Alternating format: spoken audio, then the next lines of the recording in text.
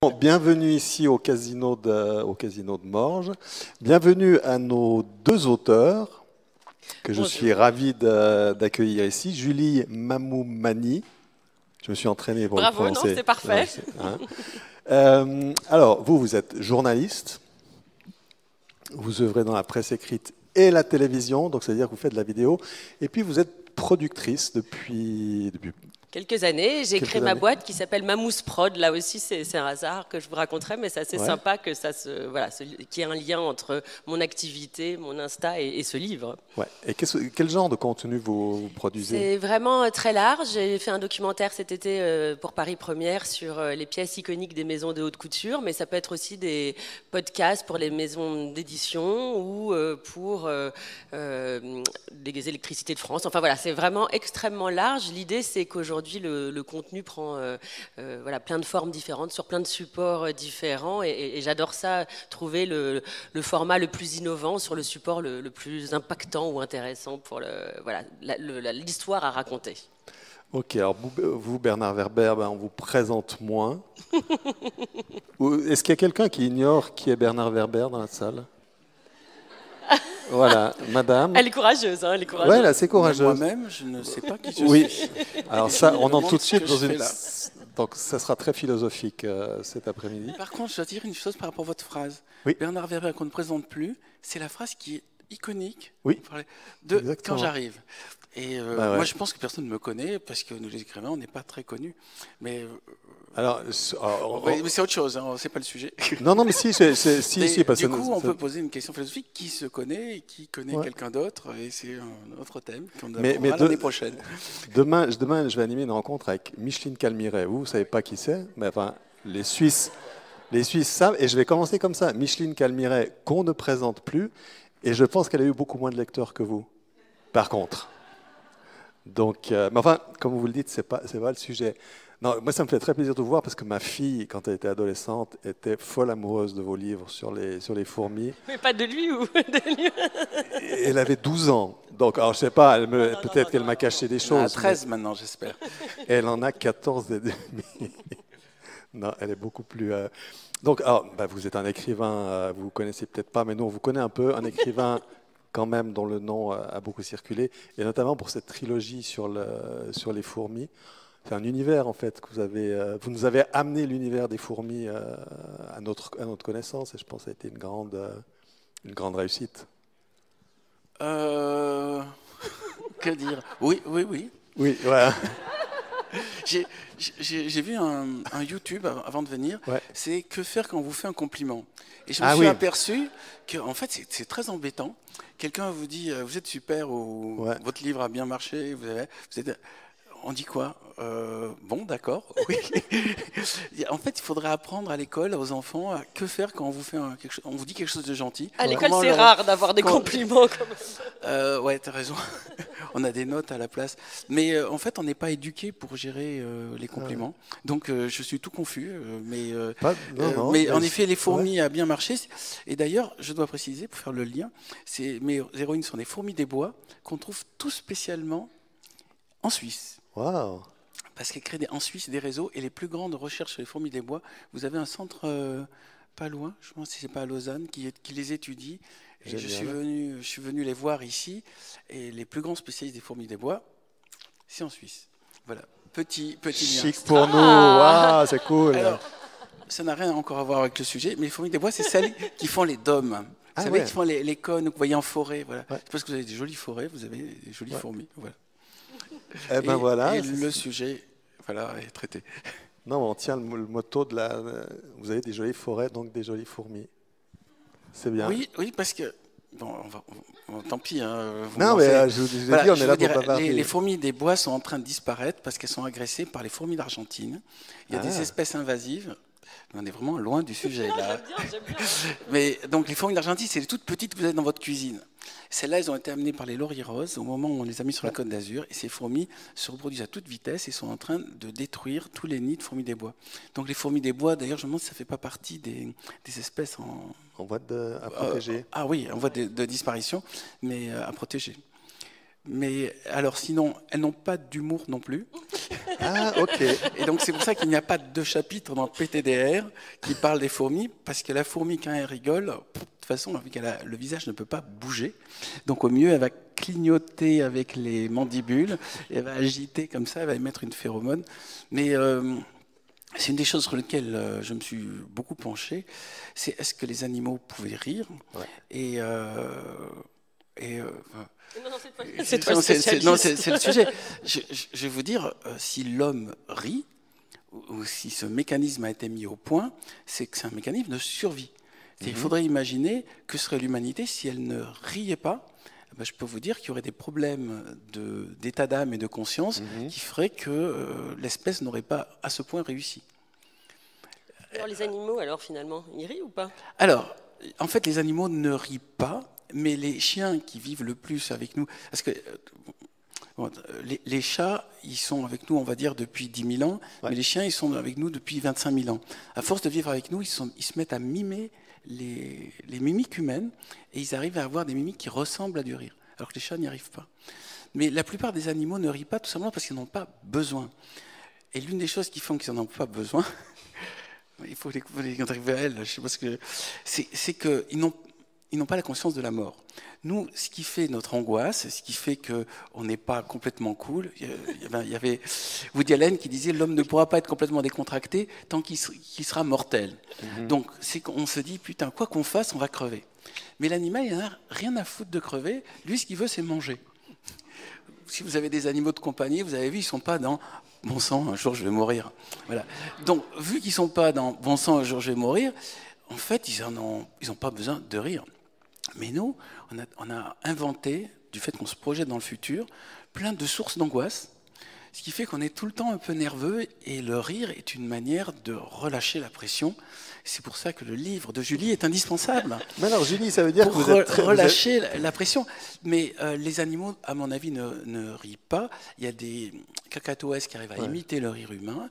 Il y a des animaux qui, voulant plaire aux humains, se mettent à les imiter, mais ils ne savent pas pourquoi ils le font. Et le mécanisme du rire, je vais juste l'expliquer, après je vais montrer que j'ai. Voilà, c'est simple. On a un cerveau droit et un cerveau gauche. Rentrons dans la technique.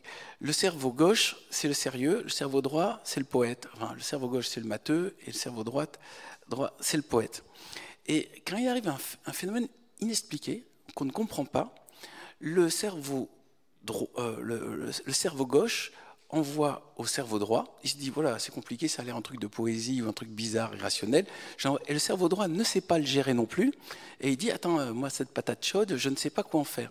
Et lorsque les deux cerveaux ont décidé qu'ils ne savent pas gérer l'information, on décide ok, on relâche la pompe, on va se mettre à se marrer, parce que comme ça on gagne du temps. C'est pour ça qu'on rit. Voilà, je vous donne le truc. Mais c'est une gêne, c'est une sorte d'accident de deux informations électriques qui arrivent à un endroit qui ne peut pas les gérer. Et au moment où on rit, ça nous envoie un truc très sympa, qui sont les endorphines, qui font qu'en plus, ben, on est content. Donc, au bout d'un moment, ça devient un réflexe. Chaque fois qu'il y a quelque chose qu'on n'arrive pas à gérer, on se marre. Donc, en fait, dans le livre de Julie, puisque c'est ça le thème, elle montre tous les endroits où notre cerveau ne sait pas gérer l'info, donc il va balancer ce truc.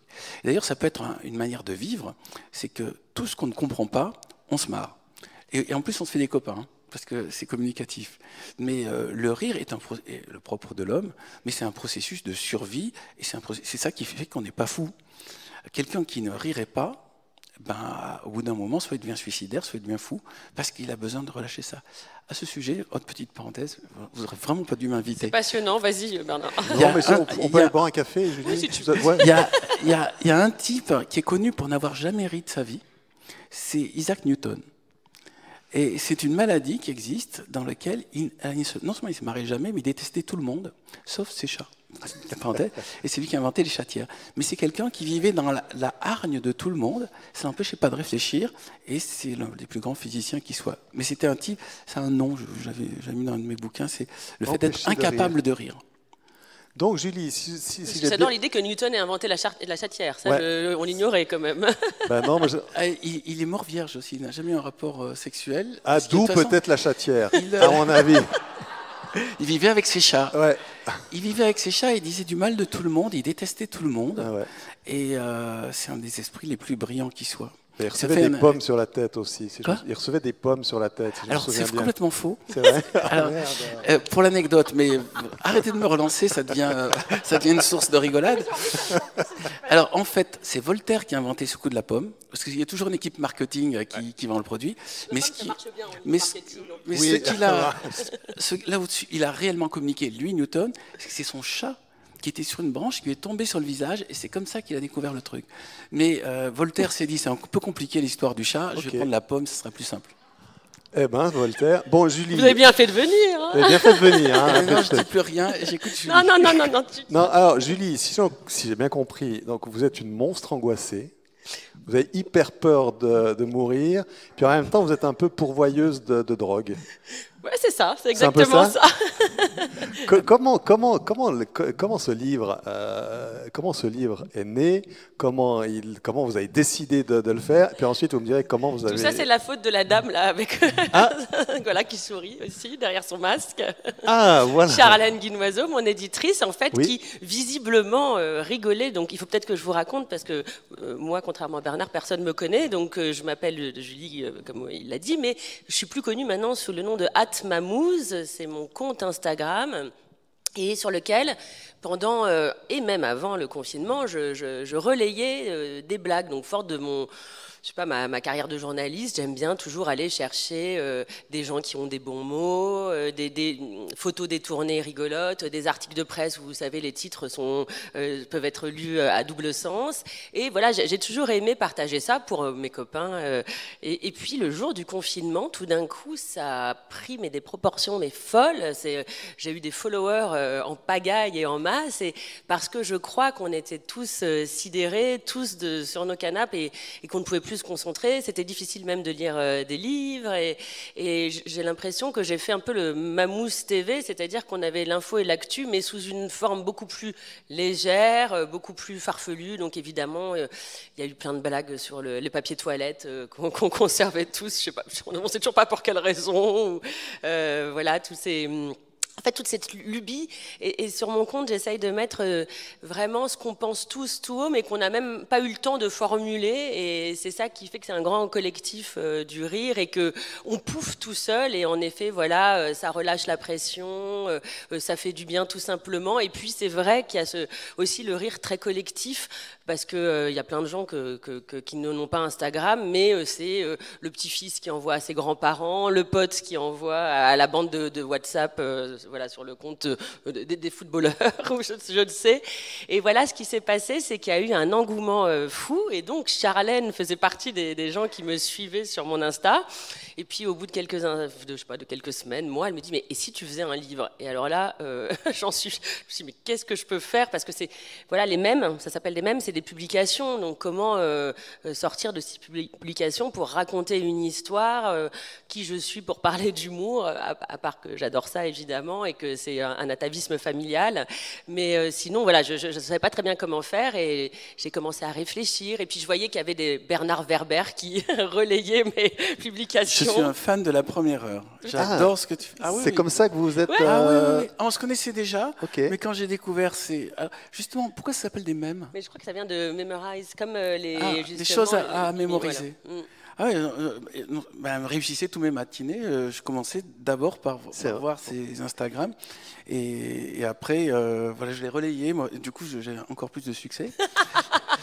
Grâce à ces images que je lui piquais de manière en fait, ignoble. c'est très sympa parce que on ne sait même pas qui sont les créateurs d'eux-mêmes au fond. Alors il y a quelques personnes qu'on peut repérer comme Nugnat, etc. Mais c'est des phrases, c'est un peu comme les blagues juives ou autres, les blagues on ne sait pas. Alors je crois qu'il y a Asimov qui dit que c'est un envoi des extraterrestres, les blagues.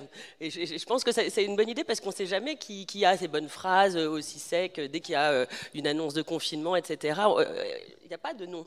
Et en fait, c'est vrai que cette idée que ça fasse rigoler les gens, que les gens me disent je me réveille avec toi, tu vois, ou je me couche avec toi et tu me fais marrer.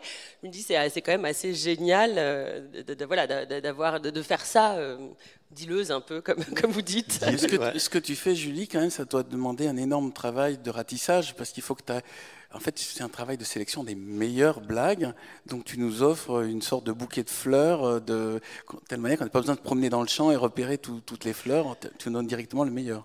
En fait, et comment tu fais pour trouver toutes ces blagues ? Je crois vraiment que c'est pour ça que je parle de ma déformation professionnelle, c'est-à-dire que quand on est journaliste, on cherche toujours la personne qu'on a envie de mettre en avant, quelque chose qui nous plaît, une information insolite. Et d'ailleurs, on le voit d'ailleurs de plus en plus, que ce soit dans les émissions, tu vois, finalement, il y a quand même beaucoup cette mise en avant. Et donc, j'ai vraiment, je sais pas, ce réflexe. Ça me prend pas tant que ça. C'est juste que j'adore aller chercher, trouver, et évidemment être la première. Et puis voir ce collectif qui se crée et tous les mots des gens qui regardent et qui se marrent et qui taguent leurs copains, leurs sœurs, leurs frères, leurs compagnons en disant j'ai pensé à toi. Et souvent, plus c'est con, plus ça marche. Mais avant donc ces mèmes, on a bien tous compris, c'est ces phrases qui naviguent, qui flottent dans les réseaux sociaux, fournies par les extraterrestres, selon Asimov. Mais avant ça, est-ce que vous étiez déjà fan de blagues ? Est-ce que les blagues carambars, par exemple, vous déballiez Moi, j'adore. Ah ouais. En fait, j'aurais pas imaginé, mais parce que c'était vraiment encore une fois, quand on m'a demandé d'écrire ce livre, je me suis dit mais qu'est-ce que je vais raconter ? Et au début, j'ai fait ça très sérieusement. Donc, j'ai lu que Freud avait écrit un bouquin sur les traits d'esprit, que évidemment Bergson sur le rire, Milan Kundera, Daniel Siboni. Enfin, donc j'ai fait ma journaliste très sérieuse, j'ai enquêté, et puis j'ai rendu une première copie très sérieuse. Et Charlène m'a dit c'est pas du tout ça que je veux.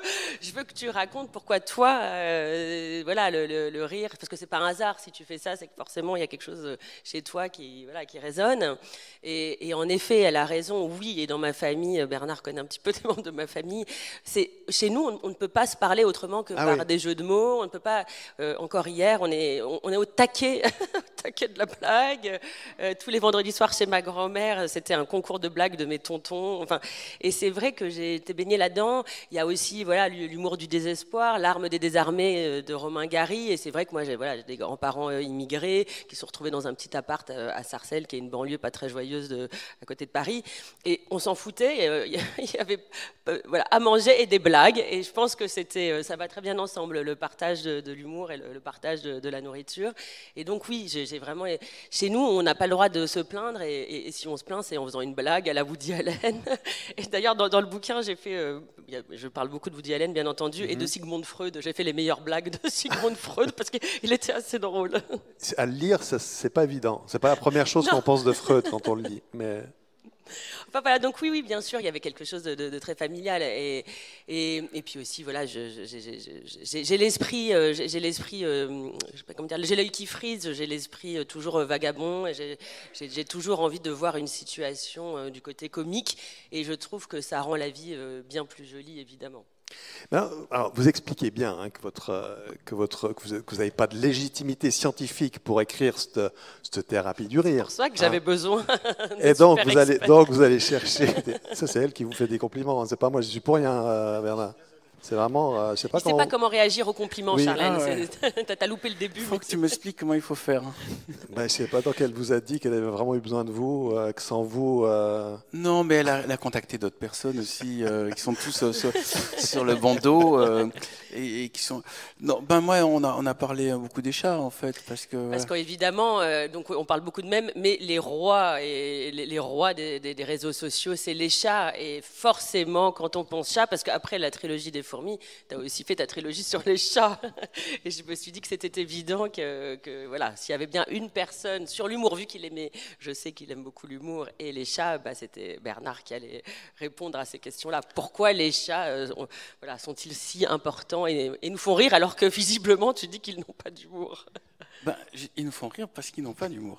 C'est-à-dire qu'un chat fait un saut et rate le saut et qu'il arrive dans le style « de toute façon j'ai fait exprès de le rater », tout le monde a envie de rigoler. De toute façon, le plus petit dénominateur planétaire de de quelque chose qui fait rire.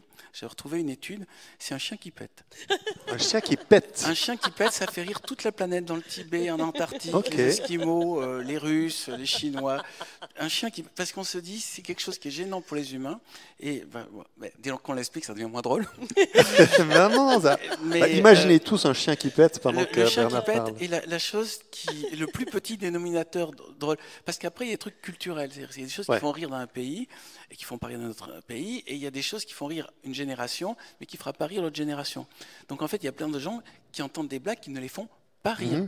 Parce qu'elle n'est pas adaptée. Mais le chien qui pète ratisse très très large.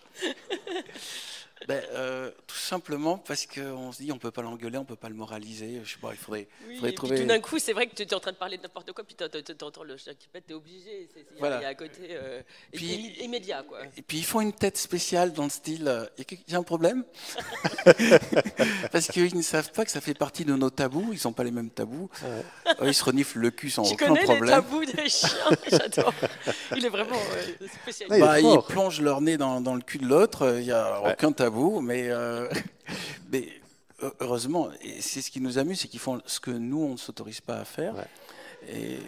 Sauf de rares exceptions. Mais l'essentiel, j'avais écrit un livre sur l'humour qui s'appelle « Le rire du cyclope », mais l'essentiel des choses qui font rire l'homme depuis l'histoire, et dans le temps et dans l'espace, c'est se moquer des femmes et très étonnant. Et tout ce qui est scatologique. Voilà. Ça marche sur toute la planète. Après, il y a l'élite qui est, je veux dire, les érudits qui ont besoin de blagues un peu plus complexes. Mais quand on regarde ce qui fait rire les gens sur les 7 milliards, bientôt 8 milliards d'individus, c'est les deux domaines dans lesquels on sait qu'il va y avoir une réaction de rire. Mais est-ce que, juste, c'est troublant le rire sur la scatologie, effectivement, ça nous fait tous rire, mais de rire des femmes, est-ce que ça veut dire que l'humour peut être justement utilisé, est-ce que c'est par angoisse, parce que les femmes font peur aux hommes, et est-ce que l'humour là est utilisé par le patriarcat pour assurer son... Ah oui, il serait intéressant, et peut-être Julie pourrait expliquer pourquoi on doit rire des femmes et de la scatologie. Alors là, vraiment, je ne savais pas, j'avais pas lu les mêmes études que toi, mais ce qui est assez drôle, c'est que je mets rarement des photos de moi, je relais surtout des blagues, et donc on ne me voit pas, je ne fais pas de selfie, c'est pas trop mon truc. Et un jour, j'ai mis une photo, je sais plus, parce qu'il y a une bière en Grèce qui s'appelle Mamouze, donc c'était drôle, bon voilà. Et en dessous, il y a quelqu'un qui dit « Mais vous êtes une femme !» Et alors, en dessous, il y a plein de gens qui ont écrit « Mais quoi, on ne peut pas être une femme et être drôle ?» Et j'ai trouvé ça assez marrant parce qu'en effet, j'étais surpris que mes blagues, peut-être potaches ou peut-être... je fais gaffe. Moi, je suis pas hyper scato. Non, je sais pas, dans mes sélections. Mais c'est vrai que vous avez raison. Peut-être que c'est encore dans les attributs masculins. Alors, justement, quand j'avais fait les recherches sur le rire, après, il a bien bossé, hein. C'est impeccable. J'avais su, j'aurais pas lu le livre. Un Écossais, donc c'est un rire du cyclope. C'est parce que j'avais bossé sur ce livre. Chaque fois que je fais un livre, et donc c'est un Écossais qui a cherché la plus ancienne blague de l'humanité, et il est tombé une blague de l'an 3002 à peu près, donc 3200 ans avant Jésus-Christ. C'est une énigme. C'est comment faire qu'un pharaon va à la pêche. Et la réponse, c'est on met sur un bateau des femmes nues, uniquement habillées avec des filets de pêche. Donc ça faisait marrer les gens en 3200 ans en Égypte. Okay. Ce qui montre que l'humour a quand même beaucoup bougé, évolué. Maintenant, si un Égyptien de 3200 ans lisait ton livre, PTDR, il regarderait ça et il ferait oui, qu'est-ce que ça veut dire, même si on lui expliquait, quoi. Je pense que l'humour est en train de changer à toutes les époques. Mais en tout cas, cet Écossais qui est parti trouver l'archéologie de la première blague... C'est dingue. Je ne sais même pas comment il a fait. Il a dû il a lu tous les textes. C'est-à-dire, l'histoire commence au moment où il y a des textes. Et donc, dans tous les textes, il est allé voir des moments où il y avait une volonté de faire rire. Dans votre livre, là, c'est un peu moins drôle. Vous écrivez qu'il existe un large consensus dans la communauté scientifique quant aux effets positifs du rire. Alors c'est vrai qu'on entend beaucoup ça fait du bien de rire, c'est bien de rire ça. Mais c'est vraiment scientifiquement avéré. Prouvé. Ah oui, tout à fait. Ah oui, vraiment, c'est ce que tu disais. Ah oui, mais on sait que ça oxygène voilà, les organes essentiels. Enfin, c'est évident, ça crée de la sérotonine. On dit même qu'un vrai fou rire pourrait, serait l'équivalent d'une très bonne séance de yoga, par exemple. Non, c'est vraiment, tout ça est très scientifiquement prouvé. Mais donc, c'est des choses dans notre corps. Il y a un yoga du rire, d'ailleurs. Aussi, bien sûr. Non, mais par exemple, Brigitte Millot, qui est donc le médecin que j'ai interviewé, elle raconte que pour les enfants, et c'est pourquoi d'ailleurs les associations comme le clown, les clowns médecins sont très utiles quand ils viennent visiter les enfants, parce que quand on leur enlève par exemple leur pansement ou leur perfusion, s'ils ont rigolé avant, ils ont beaucoup moins mal, et tout ça est prouvé, et il y a eu des études vraiment pour prouver ça, quoi. Et c'est ça qui m'a beaucoup touchée, parce que je l'ai vu de façon complètement non réfléchie et en tout cas irrationnelle pendant ce confinement, que les gens avaient besoin vraiment de se rire. Et puis en bossant, je me suis rendu compte vraiment de l'utilité voilà, concrète du rire.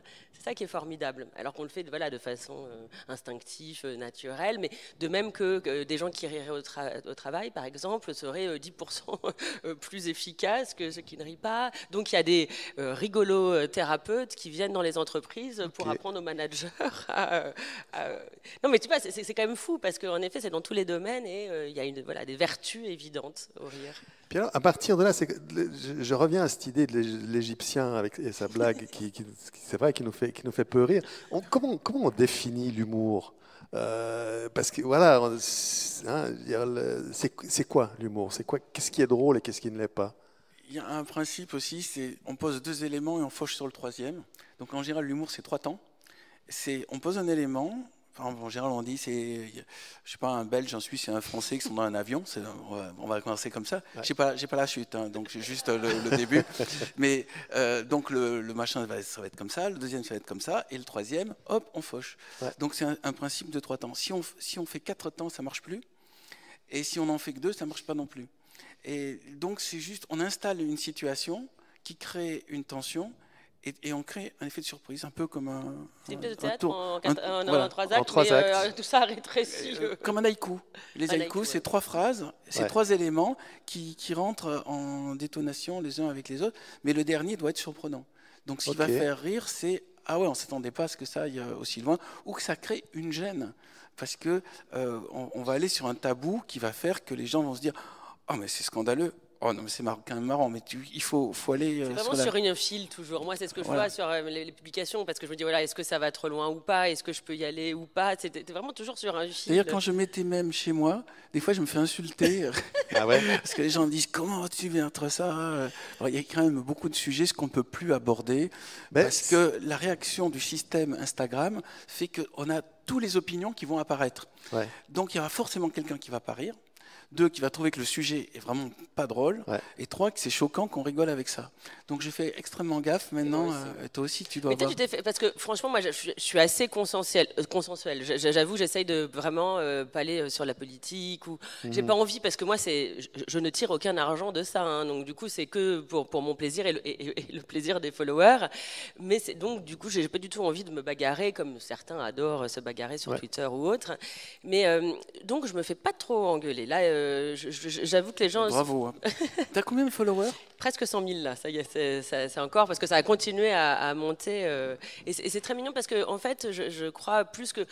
Encore une fois, donc c'est pas des trucs très agressifs, même si c'est bien de temps en temps de rappeler, aller dans les angles un peu... qui viennent titiller les gens, mais c'est surtout que les gens sont contents d'avoir en fait de pouffer, et donc de se soulager, et comme tu dis, il y a aussi ce côté où en fait on pense tous la même chose, la même situation, mais on n'a pas eu le côté un peu distordu ou rigolo qui va faire que la situation du quotidien va tout switcher, ou ne sera pas basique, ou... Et donc, tu peux presque l'intégrer dans ton quotidien, en fait. Il y a plus ça. Parce que, dans votre livre, vous dites à un moment donné qu'on peut rire de tout. Hein, c'est une phrase qu'on dit, comme ça. Évidemment, puis, en fait, on s'aperçoit que non, on peut pas rire de tout. Et j'imagine que même nous trois, on a pas envie de rire. C'est la phrase de Desproges, on peut rire de tout, mais pas avec n'importe qui. Qui est bien sur Internet, on ne peut pas sélectionner les gens qui vont. C'est ça la différence. Je me pose la question. En fait, voilà, j'essaie de jamais être agressive envers quelqu'un. Bon, voilà, mais c'est vrai que par exemple, je veux dire la dernière où alors maintenant je réponds même plus, puis je laisse les gens discuter parce que j'ai toujours des gens qui vont être pour ou contre, enfin qui vont m'accompagner ou m'aider. En plus, je la trouve pas très méchante. Vous allez me dire. Francis Lalanne donne tous les bénéfices de son dernier disque aux soignants, 11 €. Voilà, je trouve ça pas hyper méchant, ça veut pas dire que je suis pour, que je suis contre, ça veut juste dire que bon bah voilà, il a pas forcément beaucoup de succès, que c'est sympa, il le donne mais que c'est 11 €.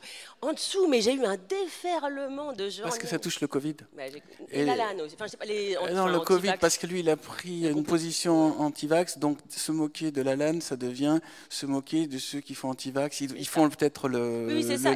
Alors que moi j'ai juste trouvé ça, enfin pour moi c'est hyper premier degré, encore une fois je veux pas faire de politique. Bon alors voilà, moi je me sens très très française. J'adore l'humour voilà, de Charlie Hebdo, du Canard enchaîné. J'adore les titres du Canard enchaîné. Voilà, moi, vraiment, c'est ça mon Coluche. Enfin, je suis bon, le Splendide, tout ça. Donc, j'ai envie de croire et j'aime l'idée qu'on puisse encore rire de tout. Que quand il y a eu les 4 millions de Français qui sont venus manifester après l'attentat de Charlie Hebdo, bah, j'ai trouvé ça magnifique. J'ai envie quand même d'imaginer qu'on peut y aller, même si on n'aime pas forcément toutes les couvertures. Mais voilà, la liberté d'expression, la liberté de parole, moi, c'est très important pour moi. Donc voilà, parfois il y a des blagues qui même moi me font pas rire, que je relais pas, du coup, c'est tout à fait mon choix.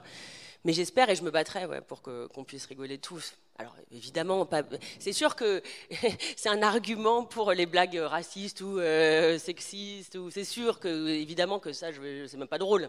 Mais ça, c'est autre chose. Mais donc ça veut dire que parce qu'on pourrait imaginer que l'humour est une valeur absolue. C'est cool l'humour, hein, c'est comme l'amour. Ce serait quelque chose qu'on peut pas critiquer. Parce que, et souvent, reprocher à quelqu'un de ne pas avoir le sens de l'humour, c'est souvent un lourd reproche. Souvent, ah mais disons que mais j'ai décidé de te quitter, tu n'as vraiment pas le sens de l'humour, c'est juste pour rigoler. Mais en même temps, c'est vrai que ça aujourd'hui, tous les jours maintenant, on est confronté à le sens de l'humour qui n'en n'est pas un. Il peut y avoir un humour extrêmement agressif, c'est-à-dire qu'on fait une vacherie à quelqu'un. En plus, le quelqu'un, quand il se plaint, on lui dit « En plus, tu n'as pas le sens de l'humour. » Ça, on a ça à l'école. Il y a quelqu'un qui, je sais pas, va vous marcher sur les pieds, ça va vous faire très mal, vous allez dire, vous allez vous plaindre, et il va dire « Mais en plus, tu n'as pas le sens de l'humour. » Ça peut être très méchant. On n'a jamais dit En plus, moi, je connais beaucoup de comiques. Personnellement, je dois dire, il y en a beaucoup qui sont très déprimés, qui ne sont pas du tout drôles dans la vie privée. Ben, tu dois en connaître aussi. Et c'est eux les plus drôles. Parce qu'en fait, ils utilisent l'humour comme une manière de comprendre. Mais quand on est avec eux, c'est bonjour l'angoisse et bonjour la déprime. Ils ne sont pas tous comme ça, mais souvent les plus drôles. Je pense que même quelqu'un, tu citais Coluche, Coluche dans le privé ne devait pas être rigolo à rencontrer. Il prenait beaucoup de drogue, il était très déprimé, très dépressif. C'est souvent un processus de survie. C'est-à-dire c'est des gens, s'ils se sont mis à devenir drôles, c'est parce que s'ils rigolaient pas de leur malheur, ben ils allaient mais comme Woody Allen, comme tu disais, je pense pas que ce soit quelqu'un de très drôle. En revanche, c'est tellement brillant, voilà, toutes ces phrases. Mais tu disais une valeur absolue de l'amour, mais l'amour peut faire mal aussi. Donc tu vois, ça revient au même. Bien sûr que. Qu'est-ce que tu penses, toi? Est-ce qu'on peut rire de tout? On me la pose tout le temps. Voilà. Non. On pose tout le temps cette question, je te la pose. Non, non seulement on ne peut pas rire de tout, mais bon, pas avec n'importe qui, mais ensuite on ne peut pas rire des victimes. C'est-à-dire s'il y a des gens qui déjà se sont pris un gros pépin, on ne va pas arriver et puis dire ah, il t'est arrivé un pépin. Mais après, une société sans humour, c'est une société qui n'avance pas. L'humour est une mécanique aussi d'évolution. Et si l'humour a changé, c'est précisément parce que la spiritualité a changé, parce que le monde a changé et que l'humour devient de plus en plus subtil. Moi, je sais que j'ai eu un coup de foudre d'humour la première fois que j'ai vu Sacré Graal des Monty Python. Oh, mais moi aussi, je les aime. Et ça a été tellement surprenant, l'effet 2 éléments plus la surprise, que j'ai pissé dans ma culotte. Et j'étais adulte, hein. Et je devais avoir 19 ans. Et je vois ça, c'était au générique, ils changeaient de générique, et je me suis dit, putain, ils sont culottés pour faire ça. Enfin, vous voyez comment c'est. Et du coup, j'ai commencé à faire du prosélytisme des Monty Python. J'ai dit, en gros, il y avait autour de moi les gens qui riaient des Monty Python et les gens qui riaient pas de Monty Python. Pas du tout, il y a des gens qui ne comprennent pas, c'est de l'humour absurde anglais. Oui, alors moi, là, il est strange. Enfin, ils ont vraiment. Ils sont bizarres, c'est vrai. Et je me suis retrouvé au Grand Rex en train de regarder un film qui s'appelle The Meaning of Life, le sens de la vie. Et la salle était remplie et j'étais tout seul à rigoler. Et plus j'étais tout seul à rigoler et que personne rigolait, c'est comme s'ils ne comprenaient pas les blagues, j'étais tout seul. Vous savez, vous avez en gros 2000 personnes, vous êtes le seul à comprendre les blagues. Et j'avais la sensation de solitude et en même temps d'être une sorte de héros. Je vais venir avec toi. Moi, mes copains ils disent je veux toujours venir au cinéma avec Julie parce qu'elle se marre tout le temps et très fort. Donc du coup, c'est entraînant. Ah ouais, mais en tout cas, si vous n'avez pas vu le sens de la vie des Monty Python, c'est étonnant. Et je peux même raconter cette anecdote que j'ai trouvée merveilleuse en bossant sur mon livre. Il y a un Américain qui s'appelle Norman Cousin qui, lui, s'est soigné en regardant des films comiques, des comédies. Il avait une arthrite très grave et je suis allée voir. Et depuis, il est devenu médecin, enfin, voilà, en tout cas thérapeute pour aider les gens par le rire. Il y a aussi un film très joli de Robbie Williams qui raconte ça, en fait. C'est que vraiment, donc pour revenir, que Dr Patch, non, c'est un autre docteur, mais c'est un peu dans le même genre, en fait, de dire que oui, Dr Patch, parce que les gens n'ont pas vu, tu l'as vu? Ouais, non, je connais Norman Cousin. Oui, ah, tu connaissais Norman Cousin? Il a la même maladie que moi. Ah, c'est... Il a une sporadique ankylosante et je voyais dans les traitements. Bon, alors attends, c'est dingue, pardon, excusez-nous. Excusez-nous. Non, non, je connais Norman Cousin parce qu'il a la même maladie que moi, qui est une spondylarthrite ankylosante, et il s'est soigné de cette maladie en riant. Et donc, il a fait plein d'articles en disant, voilà, si vous avez cette maladie, il faut rire. Donc, j'avais lu l'article à l'époque, j'avais suivi Norman Cousin, et en effet, ça soigne tout, cela dit, le rire. Non, mais c'est pour répondre aussi à cette question. Et donc, ouais. il disait que quand il regardait 30 minutes d'une comédie, il avait 2 heures épargnées de souffrance, de crise. C'est quand même incroyable. Et moi, je me soignais comme ça quand j'ai eu mon premier chagrin d'amour. Donc voilà, je conseille toujours aux gens de regarder des comédies. Mais alors, juste, est-ce que l'amour est compatible avec l'humour? Ah moi, je pense que si tu ris pas avec ton amoureux ou ton amoureuse, c'est difficile. Quoi, ouais. Bernard? Alors, en tant que scientifique, je vais dire, je crois que physiologiquement, les deux activités réclament beaucoup de sang. Et donc, si le sang va au cerveau ou s'il va au sexe, ça coupe l'un ou ça coupe l'autre. Donc, ça peut marcher, mais pas très longtemps. Donc, vous voulez dire je parle de la partie mécanique, pompe électrique. Donc, nous, on pourrait faire rire les femmes en riant et en... Alors, ça, c'est la meilleure approche. Ce serait une sorte de phénomène comme ça. C'est l'approche parce que quand les deux... Direct sur la conclusion. C'est-à-dire, oui, voilà, j'étais direct. C'est-à-dire, c'est pour la drague, oui. Ouais. Mais après, pour l'acte sexuel lui-même, non. Par contre, pour l'après, à nouveau, oui. Ok. Parce il est scientifique. Hein, c'est pour compenser. Elle va parler de la partie psychologique, moi je parle de la partie physiologique. Je crois que c'est assez compliqué, mais c'est malgré tout possible. Mais donc votre conseil, c'est que pour les pompes, les gens qui ont des gros cœurs et des bonnes pompes. Mais donc si on est très très rigolo, on vient avec un copain. On fait rire avant, on fait rire après, et puis... Pas pendant. Pas pendant. Avant c'est bandant, après c'est pendant. Elle est bien cette conf. Elle est bien, hein Julie, donc... Toi, c'est chagrin d'amour. Moi, c'est impossible d'avoir un fiancé qui n'aurait pas d'humour. Ça serait impossible. Est-ce qu'on peut tomber amoureux de l'homme idéal ou de la femme idéale s'il fait que nous faire rire? Oui. Oui. Ah bah moi, c'est mon cas. Okay. Moi, l'intelligence m'excite, quoi. Donc l'intelligence et donc l'humour m'excite. C'est plus important que tout pour moi. Il y avait un film là-dessus, c'est Roger le Rabbit, dans lequel il y avait le personnage de Roger le Rabbit qui plaisait juste parce qu'il savait. Et on voyait bien que c'est toute la dramaturgie est-ce que le fait de faire rire est plus fort que le fait d'être beau? Et je crois qu'en effet, sur le long terme, quelqu'un qui te fait rire, ça fonctionne mieux que quelqu'un qui est juste physiquement esthétique. Bon, vous connaissez le truc, femme qui rit, femme dans ton lit. Ça se dit en France. Et l'inverse, c'est vrai. Oui, ou bientôt, j'espère. Voilà, on va essayer de bosser là-dessus. Bon, là, je vous raconte quand même une anecdote, non pas sexuelle, mais ça m'a beaucoup interloqué. J'ai croisé il y a des bénévoles qui conduisent les auteurs, qui viennent les chercher en voiture et qui les ramènent ici. Et je tombe par hasard sur elle à midi à l'heure déjeuner. Elle me dit, qu'est-ce que tu animes comme conférence? Et je parle de celle qu'on fait maintenant. Elle me dit, mais tu vas te marrer. On a ri dans la voiture pendant tout le trajet. Donc c'est juste pour vous dire qu'elle est toujours comme ça. C'est pas qu'elle fait un show. Hein. Je veux dire, vraiment, même dans la voiture, ne sachant pas observer. Le mieux, c'est de lire son livre. Parce qu'à l'intérieur, ça quand même fonctionne parfaitement. Exactement. Je suis pas humoriste parce que j'ai toujours ce problème-là. J'ai toujours peur qu'on me dise mais est-ce que tu vas faire. Non, en fait c'est plutôt et c'est pour ça que j'aimais bien l'idée de mon éditrice, c'est de faire vraiment sur le côté le développement personnel pour une thérapie du rire, parce que PTDR on n'a pas dit, c'est voilà, c'était l'acronyme aussi pour une thérapie du rire et c'est ça, c'est voilà comment s'en servir au quotidien, voilà. Alors, comment on utilise ce livre? Parce qu'on connaît les éditions Jouvence, donc souvent on les prend et puis on regarde à l'intérieur, puis on fait des exercices, ou on fait de la méditation, enfin on fait tout ce que nous propose Jouvence. Donc là, Julie, avec ce livre, comment en tout cas, c'est le meilleur livre pour la rentrée, pour aborder la rentrée. Alors ça, c'est le meilleur livre pour la rentrée et la sortie aussi, je pense. Non, enfin,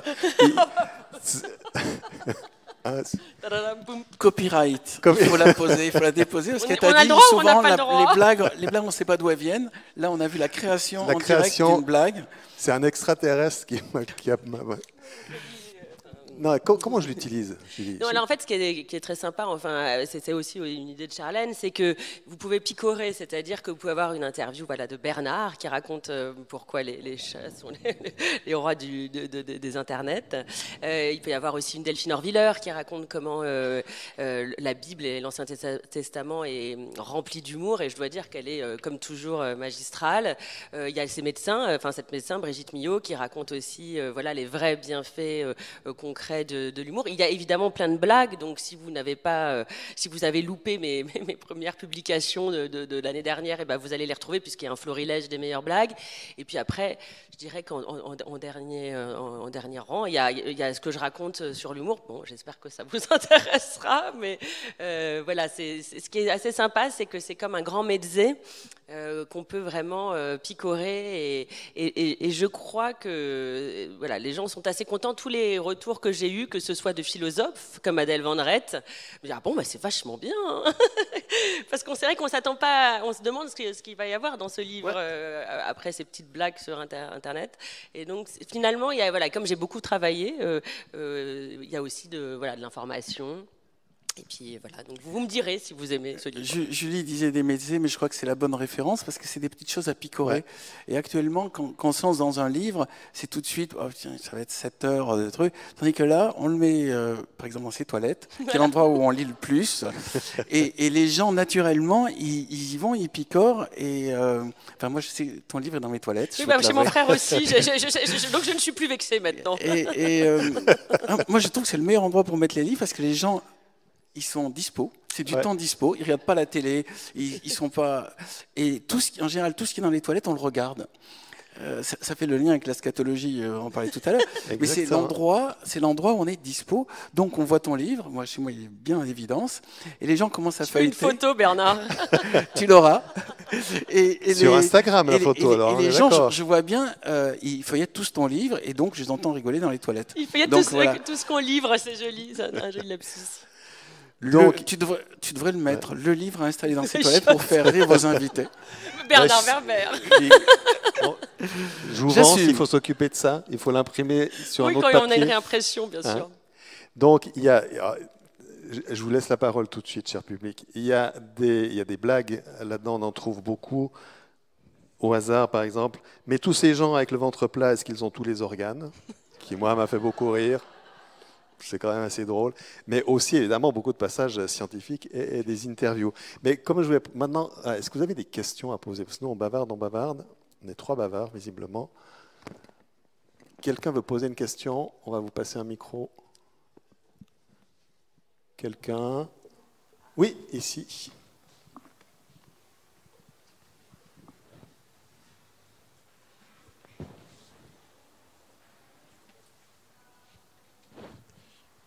Bon, voilà, bonjour. Je trouve que le sujet est magnifique et intéressant et universel. Et moi, je pense au fait du français comme langue maternelle et à tous ceux qui n'ont pas le français comme langue maternelle. Le rire est la dernière chose qu'on apprend. Et bon, voilà, j'aimerais attirer votre attention sur cette question, focaliser quelques minutes sur cette situation-là, parce que lorsqu'on est étranger, on veut apprendre, on veut comprendre, mais apprendre à rire de quelque chose nous prend beaucoup, beaucoup d'années. Et voilà, ce que je constate, c'est que dans les écoles, on appuie un petit peu les enfants. Donc, dernièrement, ça s'est amélioré un petit peu, mais vraiment, je dirais que c'est encore pas assez. Et puis, on se retrouve après dans des classes ou avec les jeunes qui, soi-disant, sont les nouveaux francophones, mais disons que je me demande est-ce qu'ils ont bien appris le sens de l'humour en français.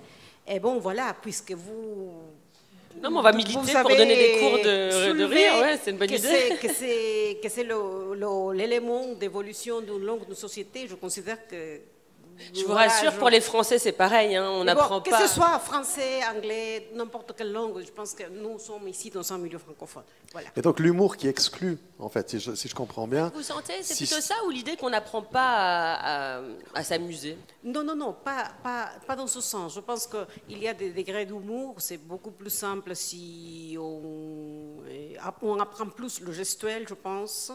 Mais disons que le sens des mots, comment dire, mais le jeu de mots est difficile à comprendre. Les jeux de mots, le second degré. C'est vrai que c'est très dur de comprendre une société. Ça, je suis assez d'accord avec vous. Voilà. Parce que on apprend les mots basiquement dans une langue. J'aimerais tout simplement avoir votre avis, voilà, parce que vous êtes professionnel et pas moi. Mais les contrepétries, par exemple, vous en parlez un peu dans votre livre, si on ne maîtrise pas le français, je ne sais pas s'il y a des contrepétries en anglais, en allemand, dans les autres langues. Ça a été inventé par Rabelais, okay. Les contrepétries. Donc je pense qu'ils ont leur système, mais ce n'est pas devenu comme en France, où il y a vraiment des spécialistes, ouais. il y a une science. Je me rappelle, il y avait quelqu'un sur Canard enchaîné, justement, qui avait son truc de contrepétrie. L'album de la comtesse, ouais. Voilà. Dans le Canard. Et non, la contrepétrie, il y a plusieurs formes d'humour, mais en tout cas, ça c'est quelque chose qui en effet n'est pas exportable. La contrepétrie, vous savez? Ça, on est dur, on part haut, là. C'est des syllabes qui ont des sonorités. C'est des syllabes qui ont des sonorités proches d'autres syllabes qui veulent dire des choses en général sexuelles. Et donc, la phrase, si on bouge une syllabe, on obtient quelque chose de sexuel, donc de gênant. Ouais, c'est ça. Donc, ça ne peut fonctionner, en effet, que quand on connaît bien le français. Mais on a tous connu, enfin, moi en tout cas, ce moment où les gens rient et on ne comprend pas pourquoi. Et c'est vrai qu'à l'école, ça arrive souvent, on a nos camarades qui se mettent à rire, et c'est un rire qui nous exclut. On se sent gêné et on se sent vraiment rejeté. À la référence aussi. Ouais. Si tu n'as pas eu la télé ou que c'était la blague sur le truc du soir. Ou si on se moque de toi. C'est pour ça que le chien qui pète, c'est universel dans toutes les langues, parce que ce n'est pas une contrepétrie, ouais. et qu'il n'y a pas besoin d'expliquer, et que même un enfant... parce qu'il y a aussi l'humour des âges. Et ouais. Un enfant qui ne parle pas aucune langue, il voit un chien qui pète, il a envie de se marrer déjà, parce qu'il sait que ça veut dire qu'il ressemble à un homme. Quoi. Mais moi, je serais d'avis de donner des cours d'humour, d'autodérision. Tu vois, tu parlais d'être exclu. Moi, je pense que déjà, si on apprend à se moquer de soi et de tout de suite en faire une force, tu gagnes à tous les coups pour aller en colo ou en cours de récré. Et c'est vrai que ça, on ne le met pas du tout en valeur en France. Mais ça, de toute façon, tout ce qui n'est pas de l'ordre du cerveau droit en France, c'est pas du tout... Mais qu'est-ce que... Parce que là, justement, il y a beaucoup de blagues, c'est écrit. Mais moi, il y a d'autres choses que je vois maintenant sur Facebook, en tout cas sur mon mur, c'est des compilations de films d'accidents de voiture, par exemple, ou de gens qui tombent de vélo, ou une sorte de bêtises. Comme les bêtisiers aux caméras cachées. Ouais, aux caméras cachées. Et là, il n'y a pas besoin de mots. Et là, j'ai l'impression que c'est aussi universel. Une maladresse, qu'elle soit commise par un Asiatique, par un Africain, quelqu'un qui tombe, ça nous fait rire. C'est Bergson qui avait travaillé sur le râteau, quelqu'un qui marche sur un râteau, qui se le prend sur la figure. Pourquoi on rit? L'une des raisons, c'est que déjà, on n'a pas marché soi-même, donc c'est un soulagement d'avoir raté. Puis, il y a un moment, le malheur des autres, c'est pour ça que votre question tout à l'heure est une source de rigolade, parce que, précisément, on se dit, la foudre est tombée sur le voisin, donc bien fait, là, il se l'est pris, c'est pas moi. Et... c'est pour ça que l'humour peut être cruel et que l'humour n'est pas forcément gentil. Ouais. Moi, il y a des humoristes, je trouve, qui ne me font pas rire parce que je sens la méchanceté. Dès le moment où on sent que l'être est vraiment a envie de nuire, il y a une gêne. Tout à l'heure, Julie parlait de l'autodérision. Quand on sent l'autodérision, on se dit, bon, bah, ça veut dire que la personne a un détachement par rapport à son ego, donc elle devient aimable. Mais quand quelqu'un dit, moquez-vous de quelqu'un, regardez parce qu'il boite ou parce qu'il bégaye, ça va créer une gêne, ou parce qu'il est aveugle. Et après, voilà, ça dépend si on transcende cette gêne ou pas. Et là, ça va dépendre de la personne, parce qu'on sait, est-ce que l'humoriste, il pense vraiment que ceux qui boitent ou qui bégayent sont vraiment des gens qui ne méritent pas de vivre, ou est-ce qu'il a juste envie de plaisanter avec ça? Donc, il faut connaître pratiquement l'humoriste pour savoir... S'il nous fait rire ou pas. Oui, je vois Blanche Gardin, par exemple, elle est dans une limite de provoque qui est très très haute, et elle est tout le temps à la limite... Moi, je la trouve formidable. Par exemple, quand elle parle de ses propres dépressions, ou elle parle de ses... C'est ça, c'est une personne blessée aussi. C'est toujours beau, des gens qui, comme tu dis, elle transcende. Mais c'est marrant parce qu'elle est sur le bord, sur un fil. Ah ouais, c'est vrai. Mais elle n'est pas méchante. Et l'autodérision passe avant. Beaucoup. Ouais. J'avais adoré, j'avais relayé un truc qu'elle avait fait parce qu'elle avait commencé un carnet d'intime et puis elle s'était arrêtée à la date, quoi. C'est bon. Journal intime, juste la date. Oui, c'est pas telle date et puis plus rien après. Est-ce qu'il y a une question? Oui, madame. Après madame. Vous avez parlé de l'humour qui se faisait sur le dos des femmes dans certains. Est-ce que ça change? Vous voyez une différence ou bien on en est toujours là? Est-ce que les blagues sur les femmes continuent à faire rire de manière... Il faut voir qu'on a une vision européenne. C'est-à-dire pour nous, on est tous plus ou moins dans la même culture, mais l'Europe, en gros, c'est 300 millions de personnes. Sur la Chine et l'Inde, qui sont deux endroits où j'ai été, je peux vous dire que le statut de la femme étant assez déplorable, non seulement leur statut est affreux, mais en plus... on se fout de leur gueule, c'est-à-dire elles ont double couche. Non seulement elles sont vendues quand elles sont gamines, non seulement elles ne sont pas respectées, mais en plus, il y a ça. C'est des choses un peu anciennes. Plus le pays a un statut des femmes misérable, enfin mauvais, plus ils se foutent de leur gueule. Voilà. Ça existait quand même en France, quand le statut des femmes était difficile, il y avait en plus cet humour qui en rajoutait. Ouais. On continue de se moquer des blondes, hein, ça reste quand même un... Ça, c'est normal. Bon. Du coup, vous avez le sens de l'autodérision. Je vais aller travailler la question, madame. Oui, madame. Moi, je me posais deux questions. La première, c'est est-ce que vous pensez que l'humour est plutôt quelque chose d'inné ou d'acquis? Le fait d'être drôle. Et puis l'autre question, c'était est-ce qu'on peut apprendre à quelqu'un à devenir drôle? C'est des belles questions. Il y a une série sur Amazon qui s'appelle Mamselle Maisel. Formidable. Dans lequel on voit l'extraordinaire Miss Maisel. L'extraordinaire Miss Maisel. C'est une femme d'humoriste qui se dit que son mec, en tant qu'humoriste, n'est pas drôle et que finalement, elle a envie de le remplacer. Elle lui écrit ses meilleures punchlines. Et donc, du coup, elle découvre le métier de comique. Et elle découvre, par exemple, qu'il y a des gens qui font du commerce de blagues. Et il y en a un qui lui revend un stock de blagues, mais c'est des blagues éculées. Et elle ne sait pas que c'est des blagues qui ont déjà été utilisées par tout le monde. Et au moment où elle passe, elle fait rire personne. Donc on voit le quotidien triste et difficile du comique et comment elle apprend ce métier. Et progressivement, elle déduit, plus elle est authentique, plus elle est vraie, plus elle est sincère. On parlait de Blanche Gardin. Blanche Gardin fait rire parce qu'elle parle de choses hyper douloureuses, personnelles. Et du coup, on se dit, bon, quels que soient mes problèmes, ils sont moins graves que les siens. Et du coup, on a envie de rire et en même temps de la prendre dans ses bras parce qu'on se dit, bon, bah, la pauvre, elle ne va pas s'en tirer de sitôt comme ça. Je pense qu'on peut l'apprendre, moi. Enfin, je pense que c'est pour ça que moi je trouve ça pas idiot de donner des cours justement d'autodérision, puis de montrer aux gens que en effet c'est pas que de la moquerie. Enfin, je pense que ça vaudrait le coup aussi de travailler là-dessus. De même que par exemple le yoga du rire, là aussi il y a 6000 cours en France et les gens viennent et par exemple un des premiers exercices c'est de rigoler mais sans aucun déclencheur, c'est-à-dire on déclenche soi-même et en fait ça marche très bien, c'est très contagieux. Et du coup, voilà, pareil, c'est très joyeux. Donc oui, je pense qu'on n'a pas forcément des prédispositions. Parfois, on n'est pas né au bon endroit, mais qu'on n'a pas des parents qui nous ont appris, etc. Mais qu'on peut le développer soi-même. Et je pense que c'est bien d'ailleurs comme exercice. Alors, j'ai une petite anecdote. que vous pourrez aller vérifier sur Internet si vous ne me croyez pas. Il y a eu une épidémie de rire en Tanzanie qui a duré 1 an et qui a fait des victimes qui sont mortes. Ça a démarré dans une école où une vingtaine de gamines se sont mis à rire et ne s'arrêtaient pas de rire. Elles sont rentrées chez elles et elles ont fait rire le reste de leur famille. Plus ça s'est mis à se répandre dans les autres écoles. En Tanzanie, en 1961, c'est la première et la plus grande épidémie de rire revendiquée. En tout cas, des écoles ont fermé. Il y a des universités qui ont fermé. Il y avait des champignons dans la cantine, dans le plat de la cantine. Il y a un Anglais qui est allé rechercher les causes, et pour lui, il appelait ça hystérie collective, mais il riait d'aucune raison. A priori, il n'y a pas eu de blague lancée. Ils n'ont pas lu le livre de Julie. C'est pas les extraterrestres d'Asimov. Ouais, c'est pas les extraterrestres, mais c'est des gens qui ont rigolé pendant 1 an au point de faire fermer les écoles. Bon, tu fais épidémie de rire en Tanzanie. Je vais aller regarder. Ce qui est moins drôle, c'est qu'on est arrivé à la fin de notre. Mais ça aussi c'est drôle.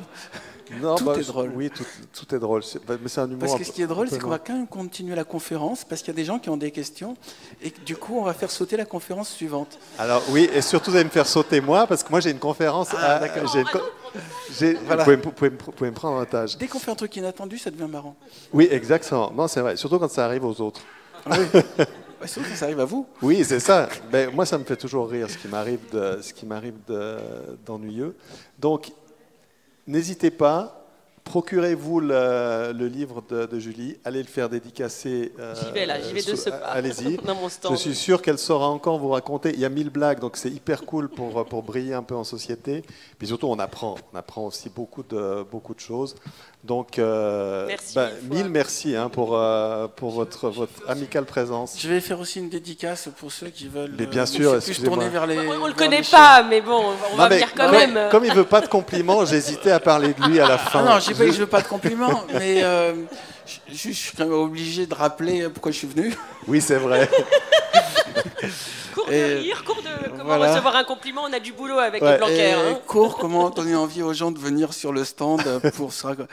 Alors moi j'ai un stock de blagues que je raconterai au fur et à mesure à tous les gens qui viennent dédicacer. Et c'est pas le même que Julie, puisque Julie a aussi son stock de blagues. C'est des blagues à embarque qu'on a récupérées vous allez passer une super fin d'après-midi. Merci beaucoup d'être venu. Merci. Et merci Bernard.